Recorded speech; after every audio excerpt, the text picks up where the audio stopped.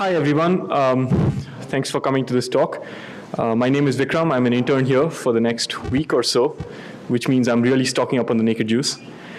This is my colleague, Viral. This is a bunch of slides from the research we do in our group at UCSB. And that's the campus. The talk is about lessons that we've learned when measuring productivity of programmers.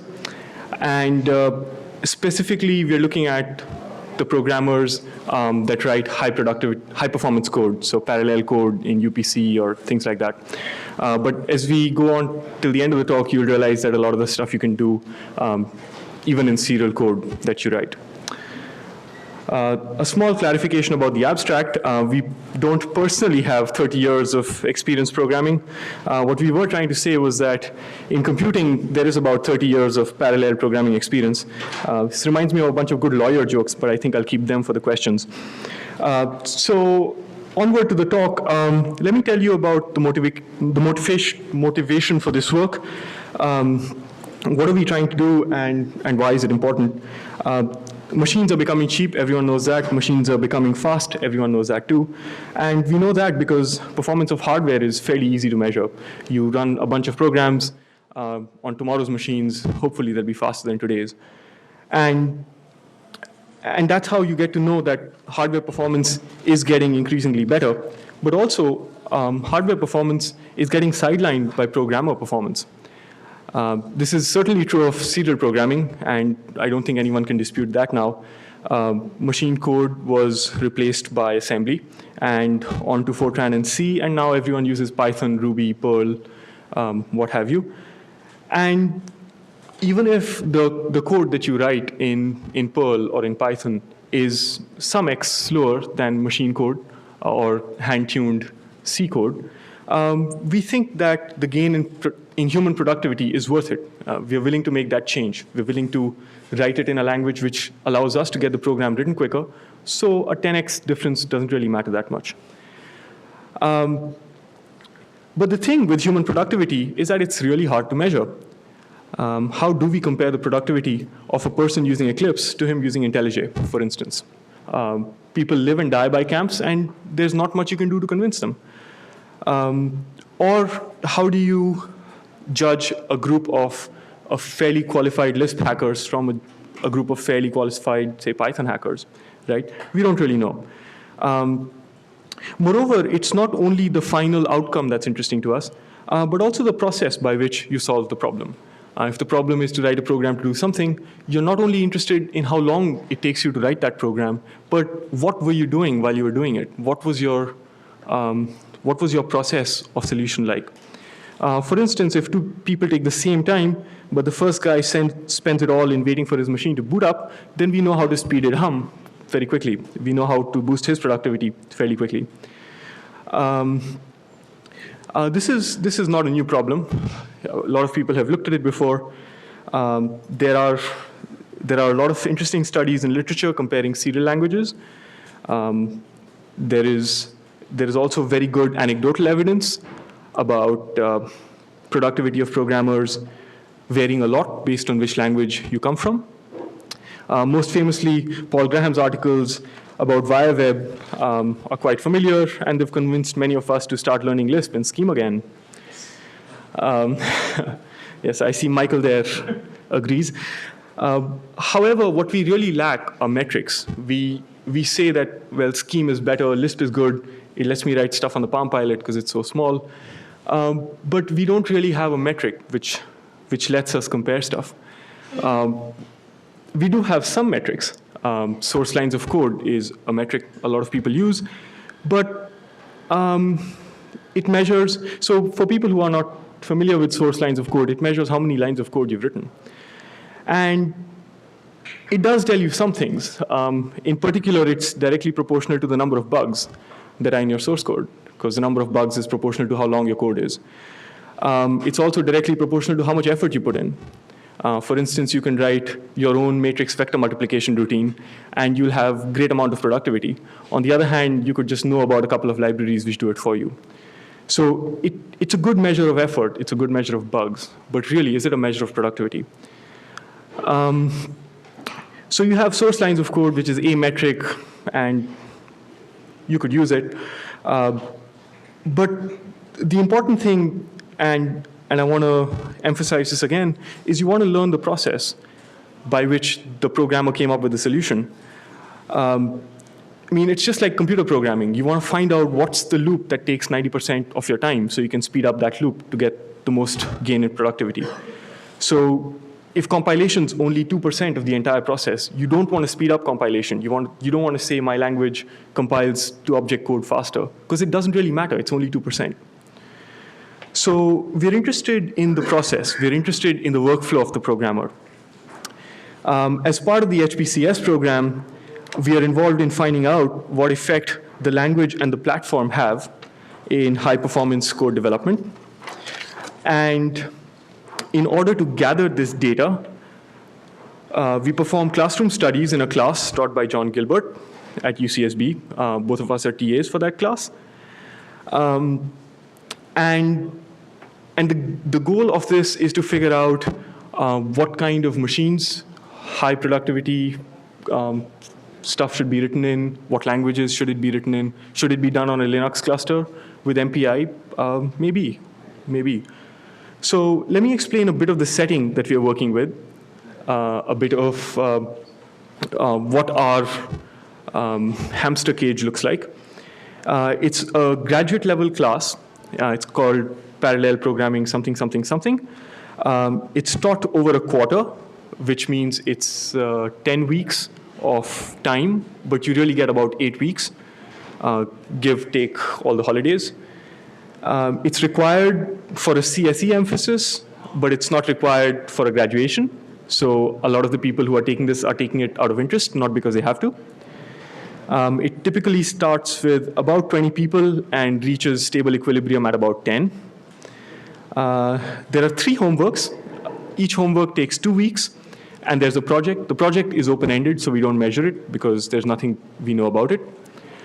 The project is a group project. The classroom homeworks are individual work. Each homework is roughly the same effort. We try hard to make it the same effort.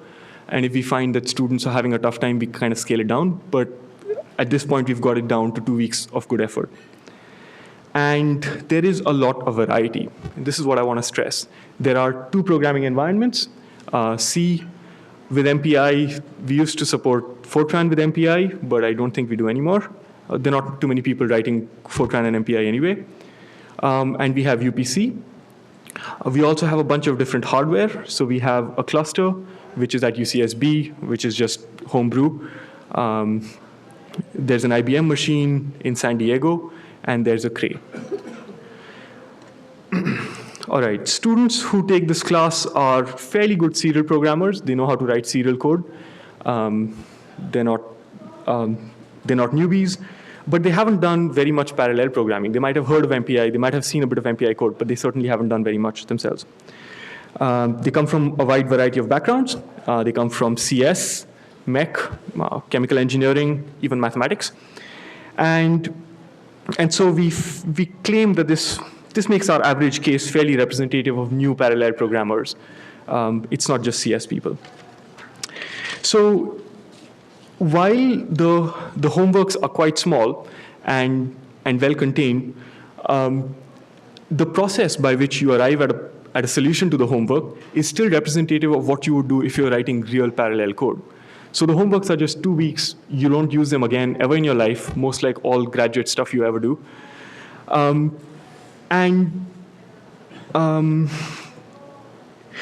So the way you solve it, the way you solve these problems is you start with a framework and you say, well, I want to write a conjugate gradient, which parallelizes well. You write some sort of serial implementation of it, well, or something which works in parallel, but not too quickly. And once it's working, you start figuring out, OK, I need to speed it up. And then you go speed up a program. This is fairly representative of how you would write real parallel code. The programs themselves are not representative. You wouldn't write a conjugate gradient. I don't think anyone would pay you for it. But the process by which you would write it is quite similar. Again, homeworks are individual, no collaboration. And all right, so that's the experiments we have. As all good scientists do, we also need to get lots and lots of data from this. So let's look at how we could gather the data. There are different methods you could use to gather data in a study like this. There's a group which is gathering data by asking students what they think they're doing. So there are compile time questionnaires. And every time you compile, it says, so what do you think you were doing? One is I was editing something trivial. Two is I was taking out, I don't know, X amount of time. I was speeding it up. 3 is I was debugging. I found an error in my code. And it's multiple choice. Otherwise, really, you can't do anything with it. If you ask them to write an essay level answer every time they compile, they'll probably stop compiling altogether. And of course, there are shortcomings to this. Partly because all good hackers will figure out how to wrap a call to the compiler in a shell code which answers all the questions for them. But the student himself might not know what he's doing. He might, the definition between debugging and optimizing is hazy for a lot of people. I don't know, was I optimizing? Probably I was. I was doing a bit of both. So maybe I was optimizing. Maybe you might have just been debugging. Maybe your program was not going to run before that. So asking students to answer these questions is, well, it gives you some idea, but I'm not sure if it gives you a great idea. On the far end, what you could do is you could gather all the data there is. You could hook them up to a video capture unit. You just see everything he does, all the mouse clicks, measure their temperature, and all that stuff. And you would get a lot of data. You would get way too much data. I don't know what you'd do with it. So both ends of the spectrum are bad. You probably want to find a sweet spot in the middle. And what you want in the data that you collect is that it should be simple.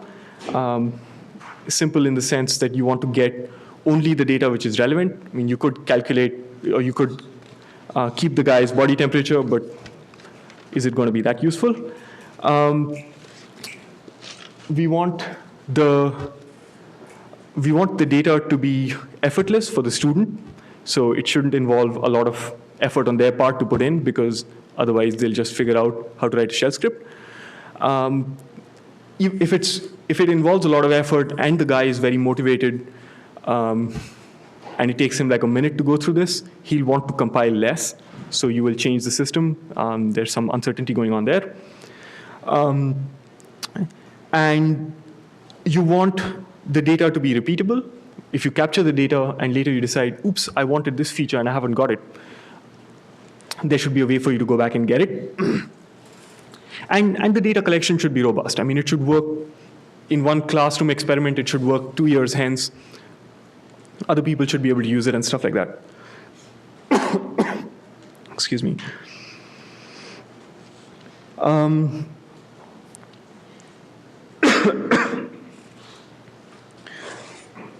And since we were the subjects under test were humans, you have to be careful. It shouldn't impact their grades. You don't want to give them better grades if they answer the questions and stuff like that. So there's some stuff to do with that. Students are given a fairly nice framework that they have to code in. They're allowed to edit only one function in most cases. So everything is set up for them. They have a data generator that we provide. They get the data, and they just have to do the conjugate gradient. At the end of it, they're told, well, it runs. It's correct, because it's easy to verify. So that's kind of nice, because you contain the problem down to the very essence of parallel programming. You don't have to give them the framework. You don't have to have them write the framework.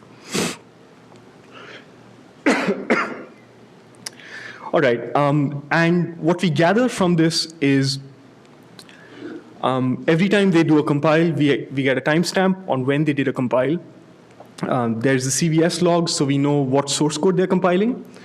So we can go back exactly to that point and look at their source code and compile it again later on in time and say, wow, that was a correct run, because we can verify it. We also timestamp runs, so we know how often they did runs. And runs are important because if a run takes 5 seconds and it's followed by 2 or 3 runs after that, for different values, for different parameters, you know that the guy is getting timing results and he wants to speed up his code. All right. So with that, I'll talk of how a programmer programs and what workflow they have. The workflow of a programmer can be decided, can be a directed graph where nodes are the activities they're doing and the arrows are their transition from one activity to the other. And a formal model for this is a timed Markov model with nodes representing states and transitions are timed. The timing is important so we know how much time they spent on the node. So if the mean time spent on an edit node is 3 minutes, you know that on the average 3 minutes are spent editing the code. And once we do have such a model, we can change just one variable, holding all others constant. So you can change a variable like, how did the Cray programmers do versus the IBM programmers? Or how did the Unix guys do versus the Windows guys? All right, before I pass out here, I'll turn the talk over to Viral, who will cover the workflows, the models, and our findings. So thanks a lot again, Vic. That was a great introduction. And so I'm going to describe the modeling process from now on. We've described the experimental process, how we set up the experiments, how you know the kinds of homeworks the students do, the kind of data that we gather, and now comes the part where you actually try to make some sense out of this data, where you say what's going on. And like Vikram said, we're using time Markov models in this case. This is one way to do it, and I'd be open to suggestions from all you guys here. Feel free to ask me questions or interrupt me at any time. I'd rather this be more interactive than just me talking all the time. So just a formal definition, what a time Markov process is, for those of you who might not know about it. It's basically a Markov process. There are states of transition. So state A could be edit, and state B could be, let's say, run. So we put 2 numbers on each edge transition, which is the probability of transitioning from state A to state B. What's the probability that you're going to debug after editing your code, or what's the probability that you might, let's say, optimize your code after this particular edit, and the time, which is the dwell time. How much time are you going to spend editing before you might debug or optimize, for instance? So this is the framework. So this is basically a time Markov model that we're gonna use for we're gonna fit our observed data to.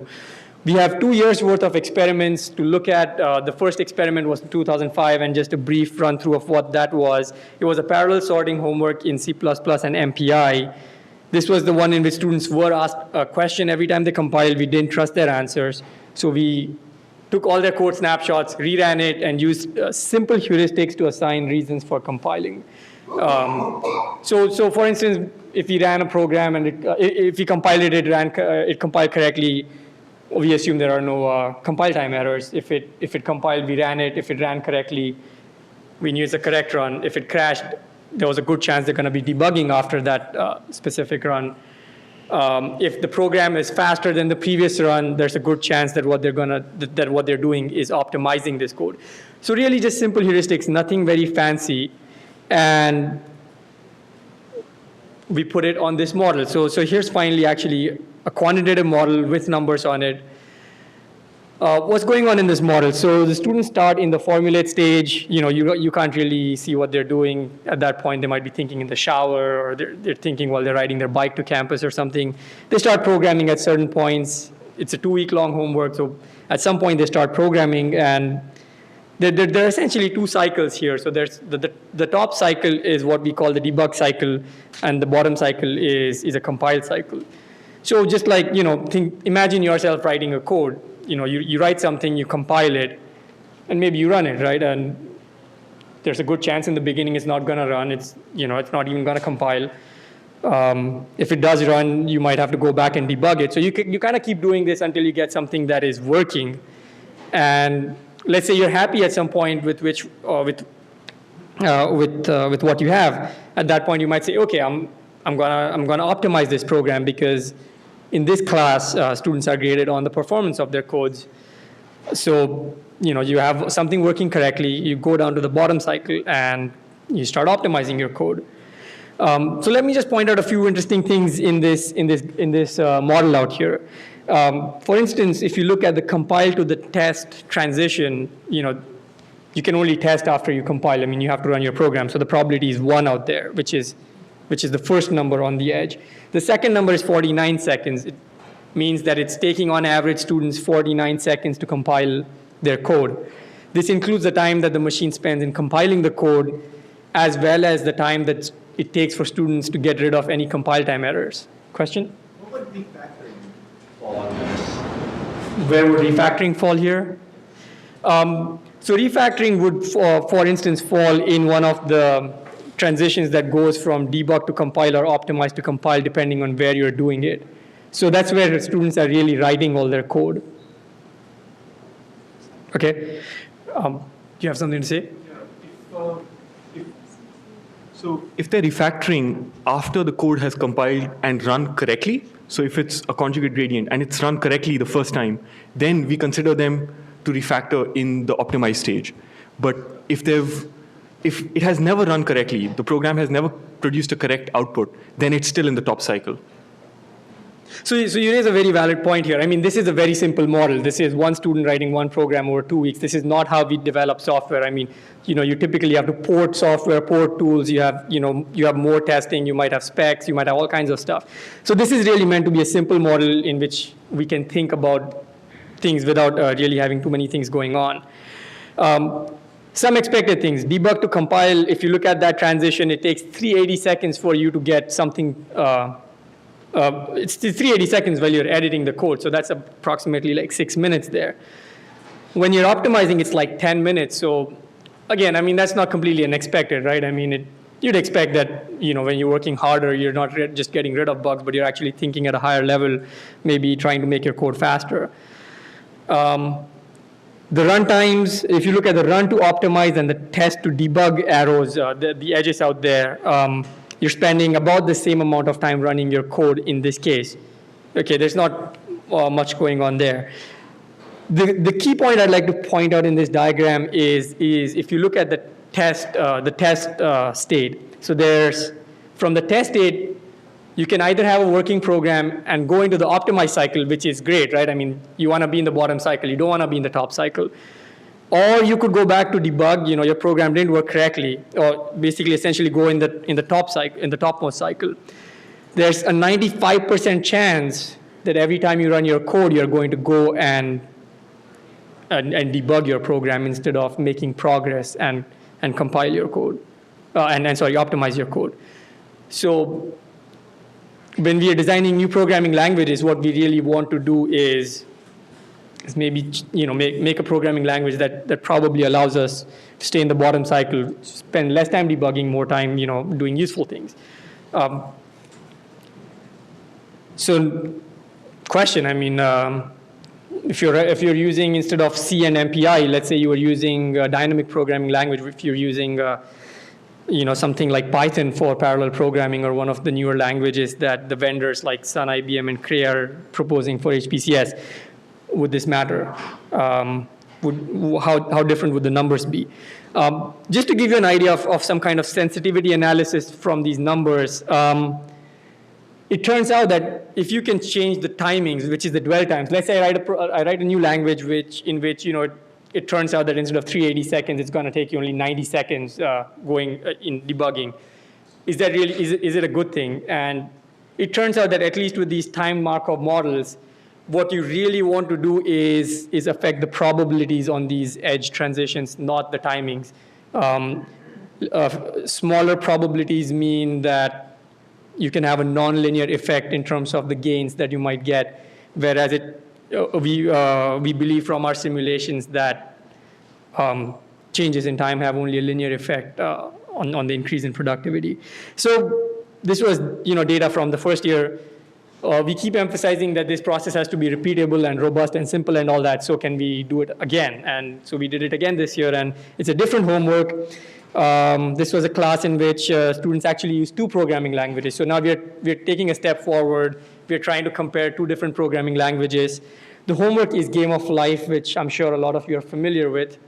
It's essentially a 2D board that you have, and you essentially are just filling in cells in the board using some very simple rules. What makes it hard is that this is a parallel program, and you just don't have too much time to write this program. Similar data collections, nothing really has changed. We're just getting better at our data collection, and so we capture more runtime information now. Again, the hope was not to replay everything. I mean, it takes a long time to replay all these student codes, so we didn't want to spend time doing it. But every year it turns out that we miss some data that we want to gather, and so we end up replaying things. In this case, we spend 950 hours of time on DataStar just replaying all the student effort. I mean, every single compile and run that the students made. And what came out of that? Okay. Oops. So it's MPI and UPC. MPI is a message passing interface. It's sort of the assembly level of parallel programming, where you say, oh, send a message from processor 1 to processor 2, get a message from processor 2 to processor 1, or you can be fancy, you can do non-blocking things. It's very message oriented. You have to break down everything into sort of very small pieces of code and sort of worry about each section of code and messages and everything.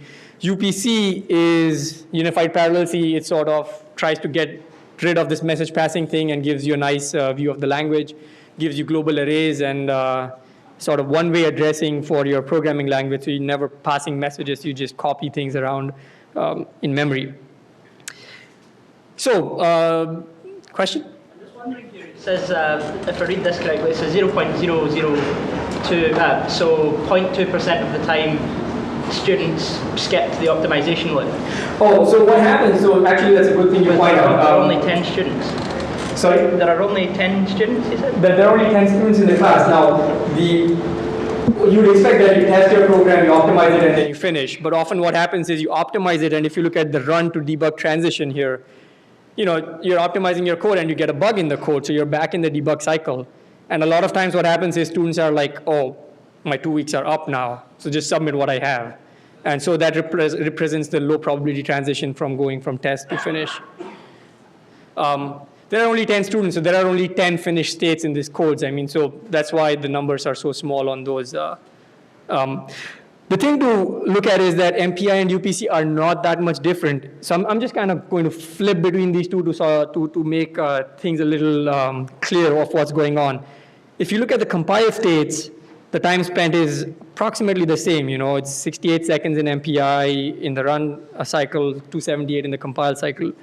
Okay, UPC programmers do better with their compile timings. They're spending only 191 seconds in their optimized compile state.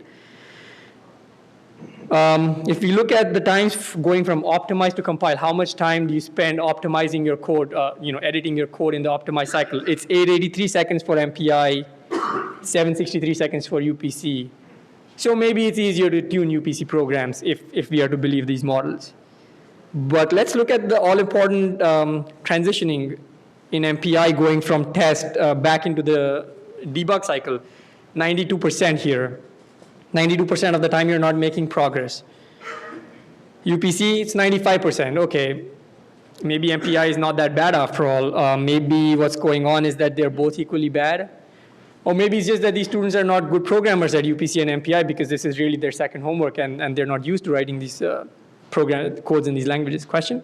Well, there were only 5 students in each of these 2 samples, right? That's right, and that's another What was the variability? Could just the variability alone account for plus or minus 3%? So the question is, so I need to repeat the question so that the guys at Utah can hear us. The question is, there were only 5 students in each class, and is this the variability across the 2 sets of students? Is that the question? The variability within any given sample. If you have 5 students with high variability, then how can you say that it's 0.95? It's 0.95 plus or minus. Plus or minus, no, you're right. So at this point, we have avoided doing any further statistical tests. At this point, we are just aggregating numbers and taking averages, putting them on these models. We haven't, I mean, you're very right. I mean, there is actually a very high variability in these students out here. Let me get this question, and then maybe I can answer both. Well, thinking about the time they spent optimizing is good, but we don't see what the result of the program is. Did the people who spent more time optimizing get a more optimized program? So that's another very good question, and the answer is no. I mean, there are often students who spend very little time writing their programs, getting much faster results. I mean, so that's another problem with time Markov models, right? They do not capture this kind of information. You do not know how many times. So here's one thing I could do, right? This, I think, might answer part of your question as well. I could make this model for each student now and compare individual models. And maybe what I'd like to also do is maybe have a little number saying, student A went only 10 times around the optimized cycle, where student B did that 100 times. But maybe student A got a faster code than student B. But maybe his code failed when I scaled from 8 to 32 processors. All these kinds of things. We have all this data, and we see all these things that you say, but we haven't quite yet figured out how to put them in the model, how to reason quantitatively about that. And that is one of the reasons why I'm here to give this talk, is to get more ideas and feedback from guys here. So this is really, this is really a very nascent effort at this point. Only 2 years worth of data. We didn't even know if we could make these models. So these are sort of fresh off the, fresh off the oven kind of results here. The next step would be exactly, comparing programmers, seeing what the variability in each group is. Going back to the question about variability, we did try to make sure that the groups were equally balanced, in that there were, about the same number of engineers and computer scientists in each group. And looking at the previous homework, we kind of tried to make the groups more equal so that the skill levels were about the same.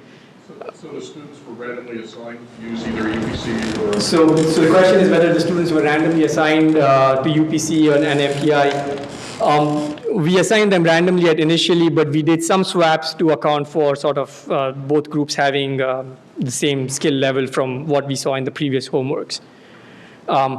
This is, and the validation was that the speedups that the students got in both the groups was about the same. Although the variability was quite high, there were some people who couldn't finish the homeworks, and there were some people who were packing things into bits and getting bit level parallelism out of their codes running on each node.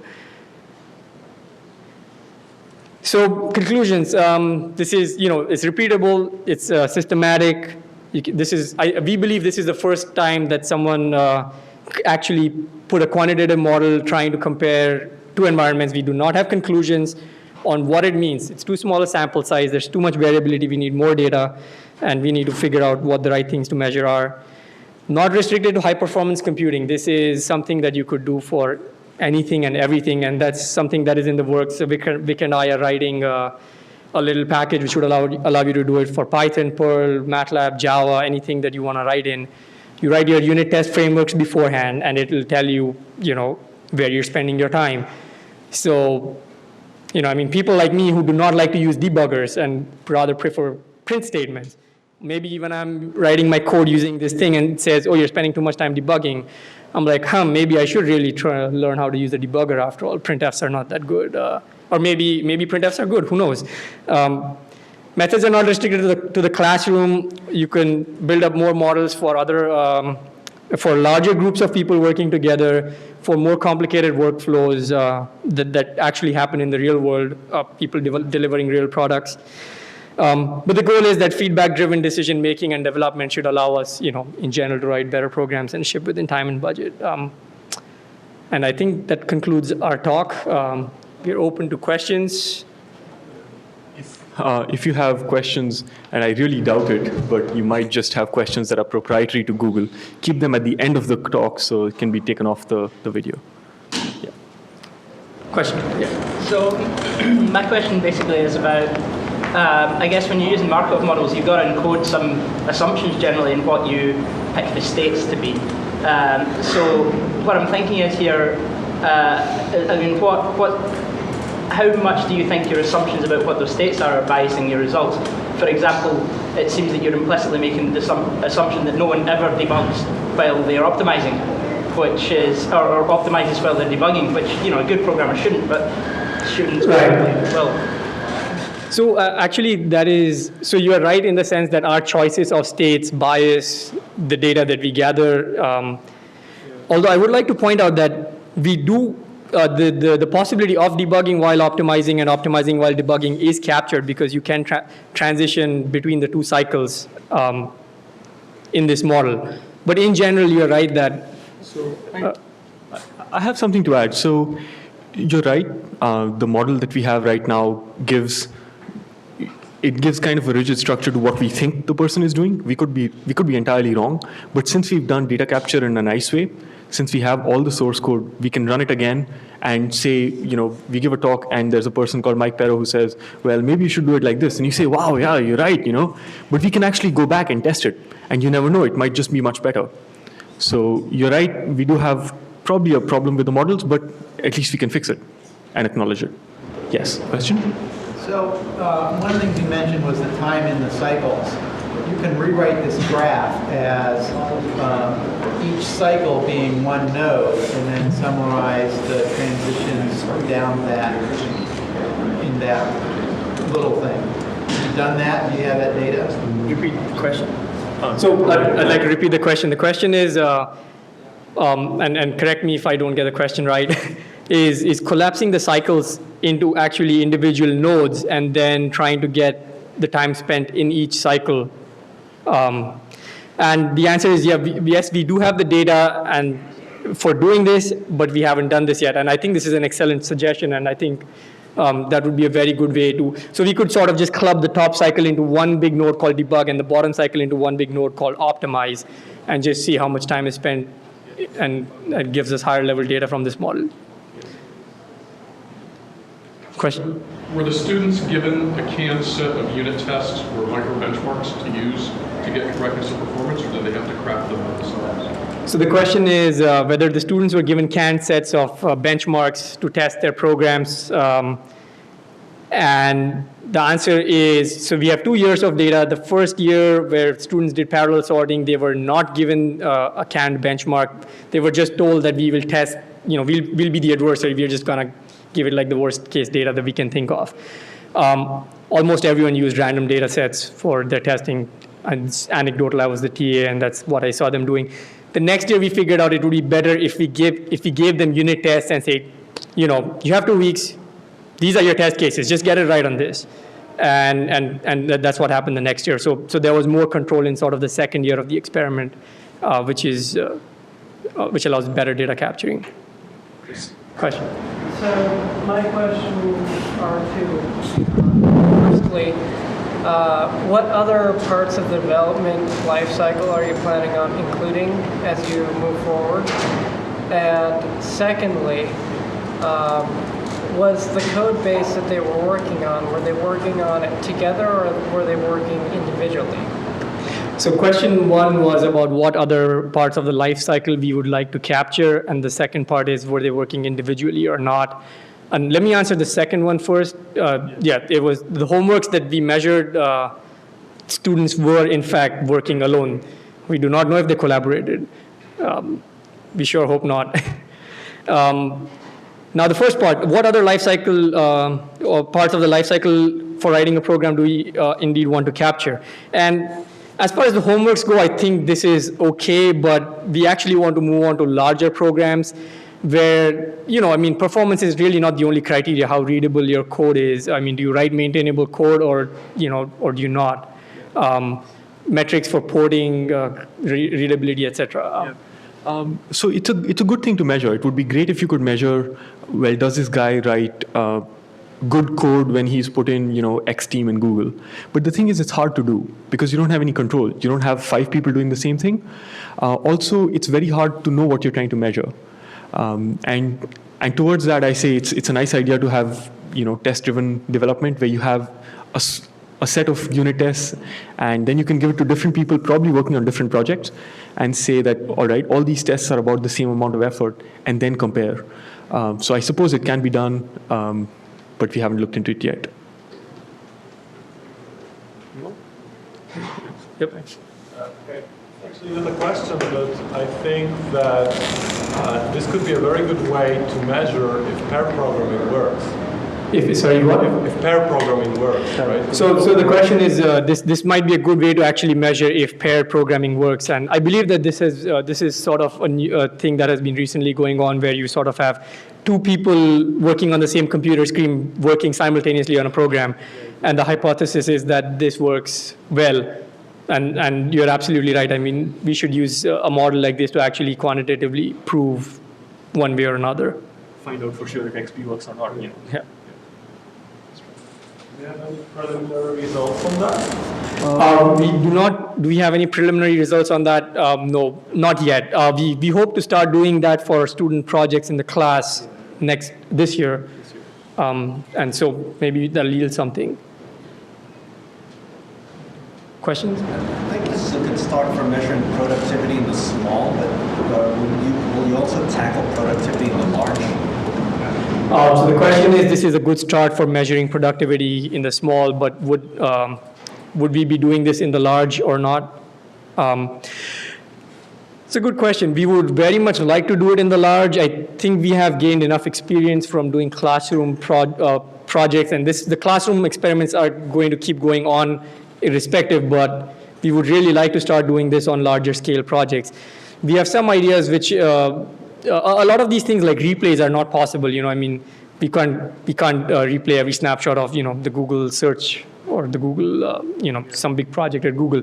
But maybe we can have plugins that actually go around querying Subversion or CVS databases, try to glean information from them, and maybe take a guess at what's going on. So this is something very much that our group would like to do, and the HPCS program in general wants to do. The program was set up not for figuring out how productive students are, but for how productive highly paid DOE programmers writing weapon simulation codes are. Of course, I mean, you don't want to get these highly paid programmers writing on a questionnaire, so what did you do this hour? And, you know, so that's how the classroom experiments started, you know, the guinea pigs, but that's very much a goal for us to go to. Yeah, I think it is possible to do it in the large if we sit down and think about it.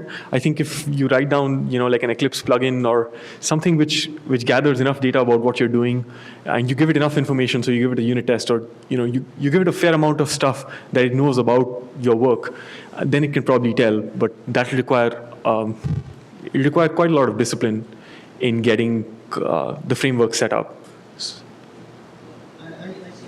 Logical and physical design starts playing a larger role in programming in large. So how would you account for that? So the question is, how would we capture logical versus physical design issues? Logical and physical. Physical meaning the way files are organized. The physical meaning how files are organized, and logical meaning the thought process, the formulating that goes on. Java packages and C++ namespaces. So in one of the slides, we actually said that there were several things that you could hold constant, and try to measure the effects of things that change. So one thing, I guess, in this experimental setting that might be possible is not give students these harnesses that we give them, but just, you know, give them problem description and see how they go about doing these things.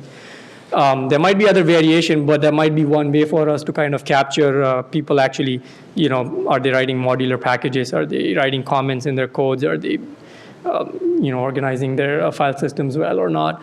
I think, again, I mean, this ties in with your previous question, is that this would probably have to be on a larger scale, because in a small problem like this, these effects are unlikely to actually even show up. Question? You said earlier that the information that the students gave you about what they've been doing during each step, you ended up throwing that away and replaying it. Did you compare back how close people got and why you think there was a difference in what people said versus what you guys think they were doing? So the question is, were people actually, that we actually, in the 2005 experiment, we did not use the data provided by the student questionnaires, and that it would have been a good idea to go back and correlate it with what we guessed as opposed to what they provided. That was very much something that we wanted to do. Our group hasn't done it. There is a group at University of Maryland that has been trying to sort of put the two together and see if students actually report the correct activities that they're doing. We didn't have enough people to do this at that point, but that's not a good reason to not do it. Another reason why we did not do it was also that we just saw we saw most of the students just hitting 1 as the reason for almost everything. Well, another reason why I ask is because it'd be sort of interesting to know how productive people think they are, and also sort of their confidence level as they're working. Like, are they getting really frustrated with the task that you're trying to do, or not? Like, and how does that then affect the timings? Like, if someone's getting really frustrated, are they working less and less efficient, or you see what I mean? Like. So the question is maybe a reason to do something like having a questionnaire along with these automatic inference systems is to figure out if the programmer is actually doing what he thinks is doing, or she thinks what she's doing, or if they're getting frustrated while development, and maybe they should be going back doing something more productive and coming back. I think that would be excellent. I mean, if wouldn't it be great if your computer would just say you're too frustrated, you're locked out? Go get a soda. Go get a soda or something. Yeah, I think that would be very interesting. Can you switch to the other MPI slide? Okay, switching back to the MPI slide. So the slides are going to be put up on the internal Google network. Question? I have a kind of related question about the timing. Say, for example, that students are a bit lazy and that you have a hidden state between, say, test and debug, which is go watch some TV or go down the pub and have a drink.